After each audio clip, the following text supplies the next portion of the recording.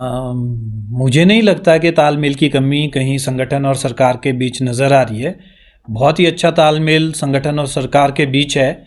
ये भाजपा मनगढ़ंत कहानियाँ बनाती है। इनकी आदत है प्रदेश के लोगों को धोखा देना, उनको भड़काना, उनको गुमराह करना। तो ये भाजपा की नीयत और नियति है। ये हमेशा से ही ये काम करते आए हैं कि प्रदेश के लोगों को गुमराह करे, झूठी स्टेटमेंट्स दे, झूठी बातें करे। मैंने भी अखबारों के माध्यम से काफ़ी चीज़ें पढ़ी। जयराम जी की स्टेटमेंट भी पढ़ी, बिंदल जी की स्टेटमेंट भी पढ़ी। जयराम जी कहते हैं कि हिमाचल प्रदेश की तुलना वो पाकिस्तान से कर रहे हैं। तो सबसे पहले तो मैं माननीय जयराम ठाकुर जी से, नेता विपक्ष से ये सवाल पूछना चाहता हूँ कि आप कैसी बचकानी बातें करते हैं, देश विरोधी बातें करते हैं। और हमारी तो ये मांग रहेगी कि पुलिस इसके ऊपर कार्रवाई करे, जयराम ठाकुर जी के ऊपर केस रजिस्टर हो। वो कैसे किसी प्रदेश की तुलना पाकिस्तान के साथ कर सकते हैं? क्या हिमाचल प्रदेश आतंकवादी गतिविधियों में संलिप्त है? किन परिस्थितियों में उन्होंने हिमाचल प्रदेश की तुलना पाकिस्तान के साथ की? जयराम ठाकुर जी बेसिकली अपना मानसिक संतुलन खो बैठे हैं और अनाप शनाप बयानबाजी करते हैं। डेली उनको अखबार में रहने का, मीडिया में रहने का शौक है। सुबह सो के उठते हैं, कुछ ना कुछ स्टेटमेंट देनी है, ये उन्होंने तय कर दिया है। और कुछ भी स्टेटमेंट वो सो के उठ के देते हैं। वो प्रदेश के पूर्व मुख्यमंत्री रहे। आज प्रदेश के अंदर अगर फाइनेंशियल क्रंच है तो उसके पीछे सबसे बड़ा कारण भाजपा है। आप लोगों ने देखा है किस तरह से भाजपा की जो केंद्र सरकार है हिमाचल प्रदेश के साथ खिलवाड़ करने का काम कर रही है। आरडीजी हमारी बंद कर दी गई है, मनरेगा को बंद करने का काम कर दिया गया है। बहुत सारे ऐसी स्कीम्स है सेंटर हेड की जो उसमें फंड्स ही नहीं आ रहे। जेजेएम में बहुत सारे पैसे नहीं आ रहे। बहुत सारी ऐसी स्कीम्स है जिसमें केंद्र सरकार ने हमारे बजट रोक दिया है, प्रदेश सरकार को 1 रुपया नहीं आ रहा है। और आरडीजी बंद करने से प्रदेश को कितना भारी नुकसान हुआ है वो आप सब लोग जानते हैं। जब विधानसभा के अंदर सर्वसम्मति से एक प्रस्ताव पारित हो रहा था कि पूरे प्रदेश के लोग जितने भी विधायक यहां पे है वो जयराम ठाकुर जी की या जेपी नड्डा जी की या अनुराग ठाकुर जी की, इनकी अध्यक्षता में प्रधानमंत्री मोदी के पास चलते हैं और आरडीजी बहाली की बात करते हैं, तो भाजपा के सभी लोगों ने विधानसभा से वॉकआउट किया। ये आज हिमाचलियत की बात करते हैं जो प्रदेश के साथ खिलवाड़ करने का काम कर रहे हैं। ये आज प्रदेश के हितैषी बने हुए हैं। जब जब प्रदेश के हित की बात हुई है, प्रदेश के हित की लड़ाई लड़ने का काम हुआ है, हमेशा बीजेपी ने वॉकआउट किया है। जब प्रदेश को स्टेटहुड का दर्जा मिल रहा था तब भाजपा के ही नेता प्रदेशहुड को मारो ठूड का नारा लगा रहे थे। 2022 में जब आपदा आई प्रदेश के अंदर तब इन्होंने केंद्र सरकार से मांग नहीं की कि special package, relief package Himachal Pradesh को दे, तब भी इन्होंने वॉकआउट किया। ये भाग गए। प्रधानमंत्री मोदी हिमाचल आते हैं और 1500 करोड़ रुपए की घोषणा करते हैं कि रिलीफ पैकेज हिमाचल प्रदेश को मिलेगा। आज तक 1 रुपया वो नहीं मिला हिमाचल प्रदेश को। बताए भाजपा के लोग क्यों ये हिमाचल के साथ खिलवाड़ करते हैं। और आज ये अखबारों में चमकने के लिए, लोगों को गुमराह करने के लिए कहते हैं कि हमें हिमाचल से प्यार है। अरे कैसा प्यार है, हमें बताए। ये बार बार इन्होंने हिमाचल प्रदेश के लोगों के पीठ में छुरा घोंपने का काम किया है।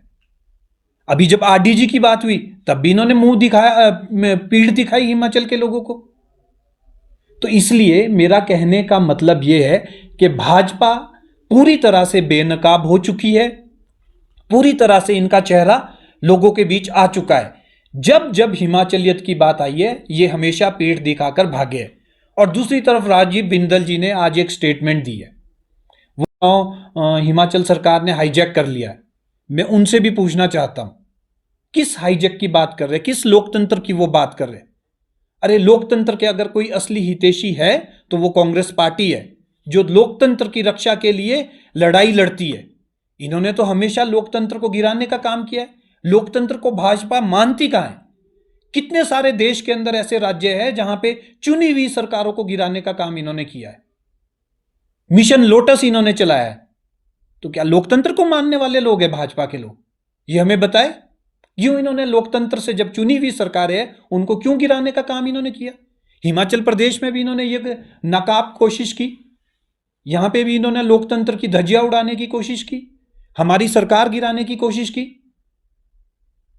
और मैं आप लोगों को एक बात और राजीव बिंदल जी से मैं आप लोगों के माध्यम से पूछना चाहता हूं, आप लोकतंत्र और हिमाचल की बात छोड़िए, आप सबसे पहले तो यह बताइए कि आप अपने पद पे क्यों बैठे हैं? आप अपने पद से आपको मॉरल ग्राउंड्स पे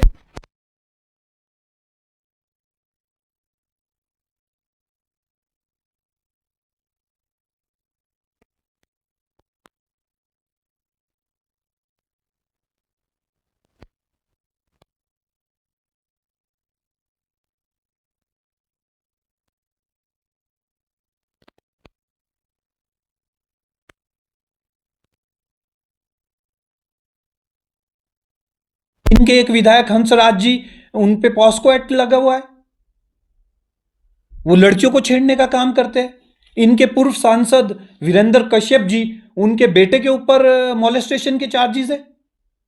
आज ये हिमाचल की रक्षा की करने की बात करते हैं। भाजपा तो रेपिस्ट पार्टी बन चुकी है, महिलाओं को छेड़ने की पार्टी बन चुकी है। आज प्रदेश की जितनी भी महिलाएं हैं, बेटियां हैं, वो बिल्कुल भी सेफ नहीं है। कभी इनके विधायक, कभी इनके पूर्व विधायक, कभी प्रदेश अध्यक्ष के भाई, सब लोग तो रेप चार्जेस लगे हुए हैं, किसी को मॉलेस्टेशन के चार्जेस लगे हुए हैं, कोई बच्चियों को छेड़ रहे हैं, कोई किसी को छेड़खानी कर रहे।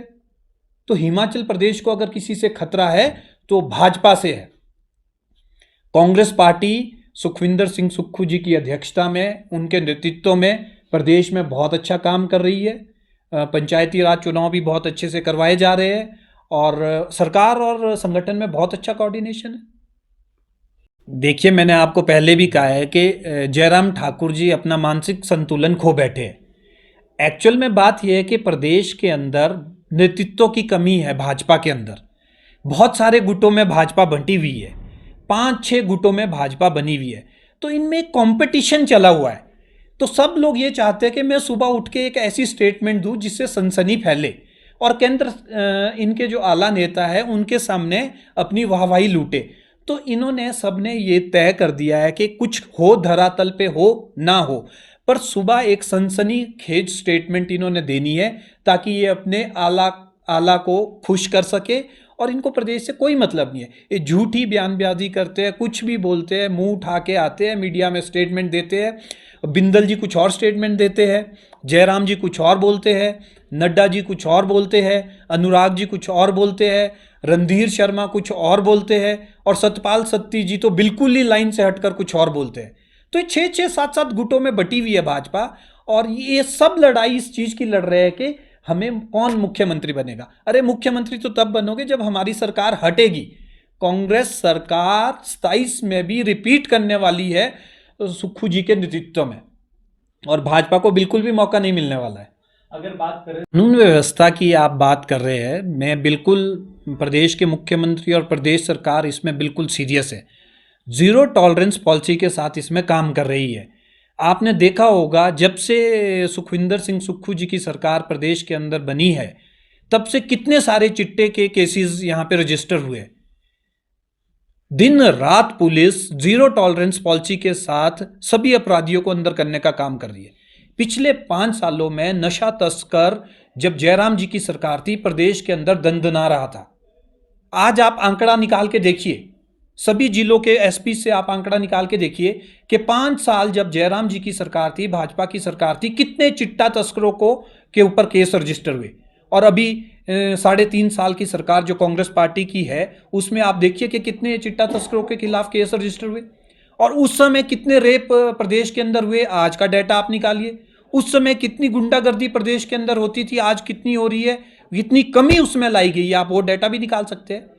तो इसमें बिल्कुल ये सरासर गलत आरोप भाजपा लगाती है। कांग्रेस सरकार बिल्कुल जीरो टॉलरेंस पॉलिसी के साथ अपराधियों के साथ निपट रही है और बिल्कुल भी हम गुंडागर्दी को बर्दाश्त नहीं करते। देखिए, हमारी प्रदेश कांग्रेस कमेटी बन चुकी है, जिला कांग्रेस कमेटी के अध्यक्ष बन चुके हैं और एक दो दिनों में आपको ब्लॉक की भी हमारी पूरी लिस्ट आप लोगों के सामने होगी। और ज़्यादा से ज़्यादा एक हफ्ते के अंदर हमारी पूरी कार्यकारिणी ब्लॉक से लेकर प्रदेश स्तर की पूरी आपके सामने फील्ड में उतरेगी, काम करती हुई नज़र आएगी। और आने वाले पंचायती राज चुनाव में और अर्बन बॉडीज़ इलेक्शन में कांग्रेस पार्टी एक तरफ विजय जीतने वाली है, एक तरफ हमारी जीत होने वाली है और भाजपा का प्रदेश से सुपड़ा साफ होने वाला है। और इनके प्रभारी यहाँ कर कहते हैं कि 8,000 पोलिंग बूथों पे कांग्रेस पार्टी का सुपड़ा साफ करेंगे। मैं उनसे पूछना चाहता हूँ कि आने वाले जो अभी 5 प्रदेशों में चुनाव चल रहे हैं, आज 4 प्रदेशों में वोटिंग हो रही है, तो भाजपा का सुपड़ा साफ पूरे देश से होने वाला है।